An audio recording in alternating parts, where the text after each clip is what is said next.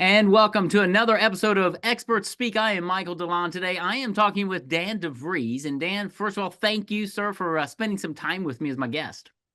Thanks, Michael. I appreciate it. It's really cool to be here.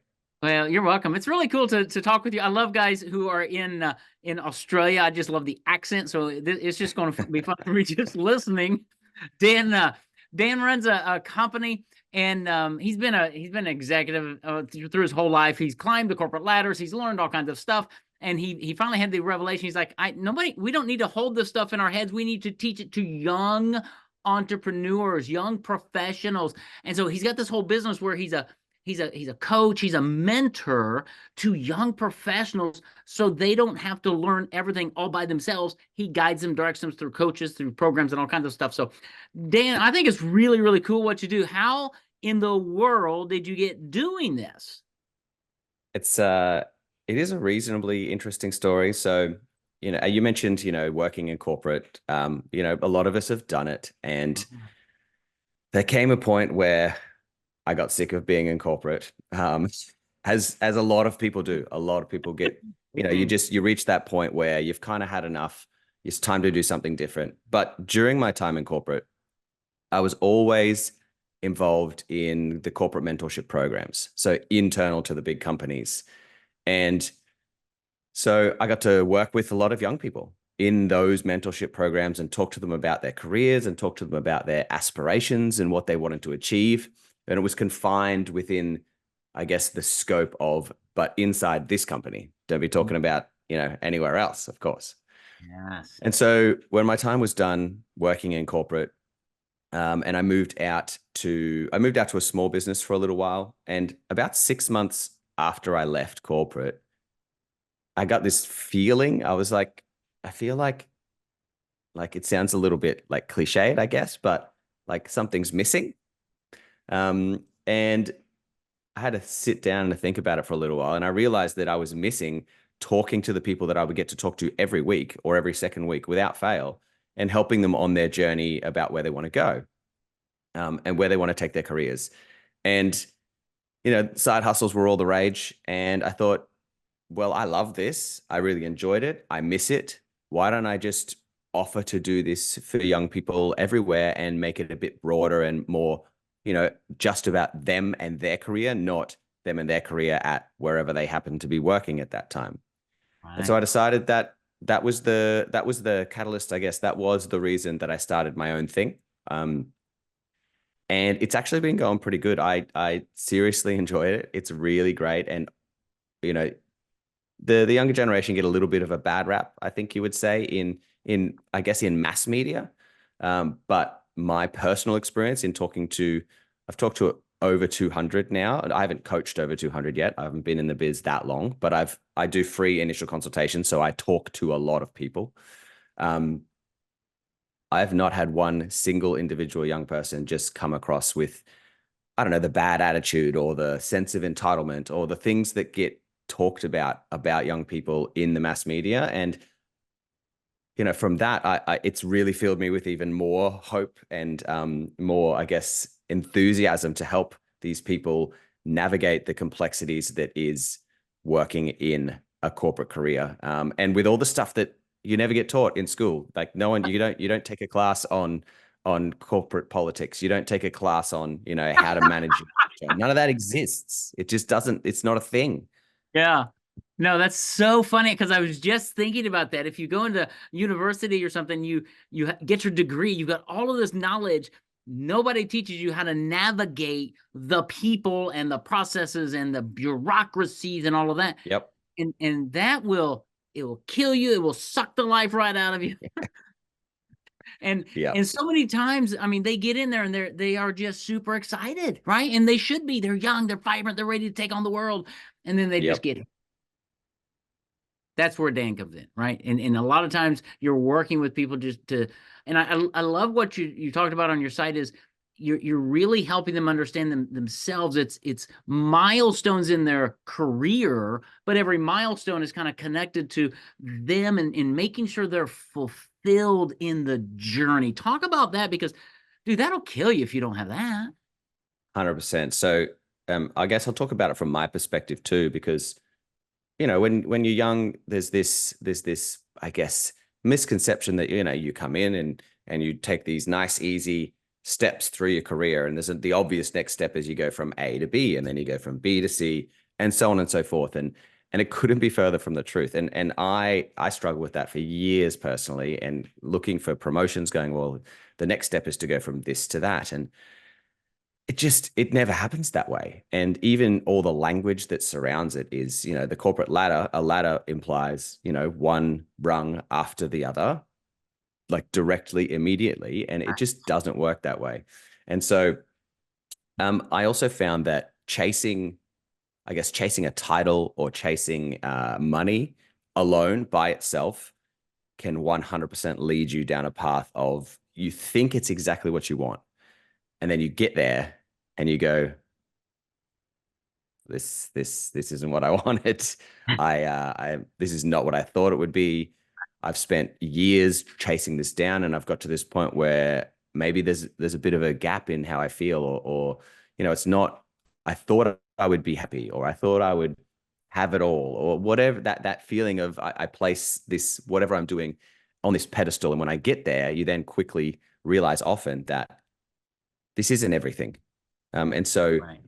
I try to bring people on that more well-rounded journey of, don't just chase the title. If you want to be a CEO, cool. But let's find out if you really actually want to be a CEO and what that actually means. Because, when you're starting out in your career, how could you possibly know what that means? It's so complex, and there's a lot to it. And it's like no one ever teaches you about what those situations are going to be like. So I try to bring people on that journey of, let's actually first find out, what do you really actually want? Let's Yeah. define Yeah. that properly. Let's really understand it before we go and chase it. Yeah. That is so good, because I would presume the younger generation probably hasn't spent time thinking about that, because dare I say, there are very many people my age who have thought about that. And they need people like you, because what I found is, once you figure that out, it makes the journey much more, well, more fun. It makes it more fulfilling, because I can fulfill my purpose in lots of areas of life. It's not just business. And I've found that that's kind of what gets people out of balance. Maybe, is that the right word? Mm. Is that Yeah, fair? and potentially it's either like yeah, they might end up like feeling just a bit dissatisfied. You reach a goal, you set a goal, but if that goal doesn't align with like your personal values, it doesn't align with what you are good at, passionate about, all those pieces that bring together an excellent career, it has to be more than just a job. It has to, well, okay, I think it has to Yeah. be more than just a job. It has to be, it's a big part of our lives. And if you want to get the most out of your career, it needs to be conscious. It needs to be intentional. It needs to be aligned with who you are and what you want to do, and drive yourself in that direction without making assumptions and without shortcutting or taking the easy way. Oh, well, I just want to sit in the C-suite. Okay, why? Yeah. Why? Because they don't know, and they see the C-suite, and they see all the things, but they don't see. I mean, that's like the iceberg, right? It's like the tip of the iceberg Yep. when you see the C-suite. What you don't see is the other 85 or 90% of the junk that goes on there. And it's one of those moments when you get there, you look around, and you go, can I get a demotion, please? Can I have a refund? This isn't. But you help young professionals really think through these aspects, lay a chart a course per se, and help them understand on it's a professional journey, professional advancement, mentoring program, but it's not tied necessarily to the job they have today. This is more about developing them for where the future, whatever future they're going to have. Is that right? Yeah, it is. So it's definitely about personal development too, but really from the lens of your career. So um, I am a firm believer in to be credible in what you do, you need to have done it yourself first. And so I talk to people about careers because I've had a career, and I mean, I continue to have a career. I also operate a couple of other businesses outside of this business, and I continue to interview people and hire people and fire people and do all those sorts of things and be actively engaged in industry. But I think that personal development, if you're not willing to work on yourself, you're probably not going to go very far in your career either. So for me, it's the lens. It's through the lens of a career. I'm not I guess I'm not someone who advocates that your career is the most important thing. It's Right. one of, but it's not the only thing, and you need to balance it amongst all of the other important things in your life. And if you don't, you're potentially setting yourself up for some stress, maybe some depression, all sorts of things if you tie yourself too strongly to one particular aspect of your life. Yeah. Yeah. Very good. Because I think if you can harness your what you're good at, your career trajectory, let's say, and you work with Dan and you start getting into this rhythm, I think what you find a lot of times is you can take that skill set and cross apply it to community, to Mm-hmm. church, to nonprofits, and find fulfillment in it. You'll have a broader more buckets of fulfillment, I guess, because the day's coming, believe it or not, if you're chasing that corporate thing, the ladder's going to break, the economy's going to go south, you're going to get fired or laid off. Now what? And if you haven't Yep. done the internal work that Dan helps you do, you're going to be toast for a while. Have you seen that or experienced that? Absolutely. It's absolutely true. And that's the thing that, whilst I talk about careers a lot, I like to remind people that, I'm not telling you that you should only focus on your career, because I've definitely worked with people where they'll reach a point and they're really happy and things are going great. And then we have what we're seeing now, like right now, there's a lot of layoffs happening. Economic conditions are getting worse. And because a lot of people will tie so much of their self-worth to their job title, to their role, and then things that are 100% out of their control that you can have no influence over because it's a global economy-wide thing. They go, hey, we're doing layoffs. The business needs to make tough decisions, and so you're being made redundant or you're being laid off. Cool. So, and if you sit there and you've tied every single ounce of your self-worth to this role, the people that I speak, like, you can be devastated. You can be completely, you will go into a depression potentially. And these are serious things. Like, these people may need to actually probably go and talk to a doctor or something quite serious, not just me, right? Um, and that happens, and it's out of your control. And you by investing so much of your personal value, of personal worth, in something that you have no control over whether it continues or not, you're taking on a huge amount of risk for your personal well-being.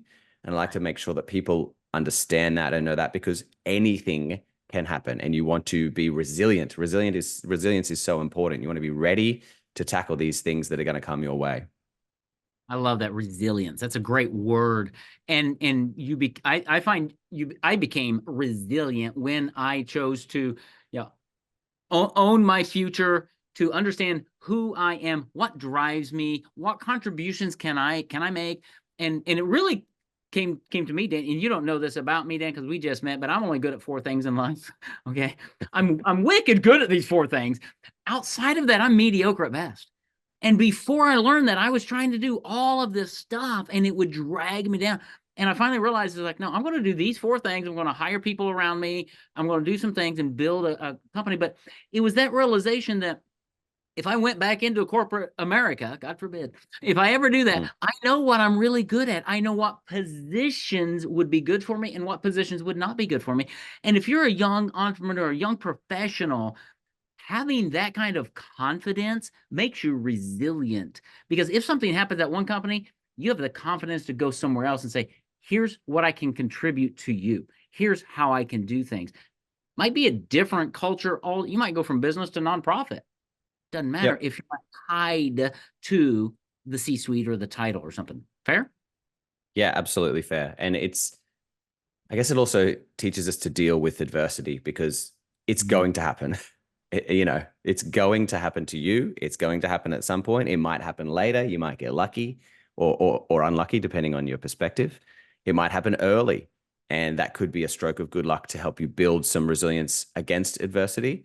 But that piece is so important because it is 100% out of your control. You can have a little bit of influence on, these things when you're in senior roles, but even then, the economy is what the economy is. This is a global thing, and you can't control it, and you need to be ready to deal with whatever comes your way. So preparing yourself for such things is a way to care for yourself. It's a way to look out for yourself, and make that adversity. I guess it would turn more into, it's always a learning experience, but it just gives you perspective from the start of it instead of becoming completely devastated and maybe lying in bed and thinking woe Right. is me and thinking, oh, I'm worthless as a person or anything like that, which does happen. It really Right. does happen. Absolutely. Absolutely. So let's talk a little bit about how do you work with people? What programs and things do you have in place for Yep. people to just kind of jump on and say, here are some of the options and things, and then we'll tell them how to get a hold of you. But how do Yeah, people sure. work? So the vast majority of people I work with, it's one-on-one. I find that the one-on-one coaching situation is the absolutely most valuable way that I can work with people, although it is time consuming. Um, Everyone needs something a little bit different, and I really need to build a strong relationship with each client to really provide that value because they need to trust me, I need to trust them, and we need to be very open and transparent with each other to get the results that I get. So that's my coaching program. Normally it lasts 12 weeks, but we end up speaking for about a year because it usually takes about a year for anyone to make any genuine change. I have a long-term membership, a long-term mentorship program, which lasts 2 years with 6 months of intensive work. And that one is someone who wants to set themselves up for a long-term career and really chart their way towards where they want to take their career. And again, it's one-on-one. And then I have a bunch of other bits and pieces. I do some short courses. I really want to make all of my stuff accessible because let's face it, young people usually don't have much money. Yeah. And so I like to make sure and working one-on-one with me is not cheap, but I like to make things as accessible as I can, and, provide as much value as I can to as many people as I can, because the young people, just because you can't afford to work with me one-on-one doesn't mean that I don't want to give you information and give you support. It just means that I've only got so many hours in the day. So I make a bunch of short courses. There's a bunch of free ones too. I give plenty of stuff away for free because I think it's worthwhile. And I think young people are worth the time and effort to put it in. And then I just write lots of content and make lots of video content and, you know, give people as much information to empower them. Empowerment is a huge thing for me to achieve their dreams, really. Well, first define their dreams and then achieve them. That's very cool. That's very cool, man. And I'm glad you shared that because I knew there was a spectrum of ways people can start working with you, get into your world from free courses and things, free articles up to group programs, just all kinds. So one-on-one to long-term. Because I was sitting here thinking, what about a young financial advisor, a young attorney just out of college, gets a job at the law firm, right? Wants to be partner. That would be an ideal person to connect with you because they've got a plan, but they've never been here. And to 100%. connect with Dan and to have those conversations and start down that path. And I know you always start with like a free call just to say, where are you and who you are and what's going on. So that would be my thing. How do people how do they take that next step? How do they find you and get into the orbit of Dan? So the best way to get in touch with me, if you actually want to speak to me directly, is catch me on LinkedIn. I answer every DM. I get in touch with every single person that gets in touch with me. But if you just want to go ahead and book a video call, kind of like we're doing now, my website is just danvries.com, and there's a button on the front page that says free career clarity session. You book in a time, talk to me. They go for 15 minutes, but honestly, most of the time we run over because we end up getting into it and doing more. I'm not, maybe I shouldn't say this publicly, but I'm not a stickler for the 15-minute rule because Right. honestly, most of the people that I speak to, we start getting into some really interesting stuff. And I'm like, no, let's keep going until we get to this end point because I want you to actually take value from this. And there's plenty of people I've spoken to for the free initial consultation. And for some of them, that's all they need. That's the kickstart they need. And then they go off and they figure stuff out. And maybe I'll speak to them in a few years' time. But if that's all they need to get going and that progresses their career in a meaningful way to them, hell yeah, that's awesome.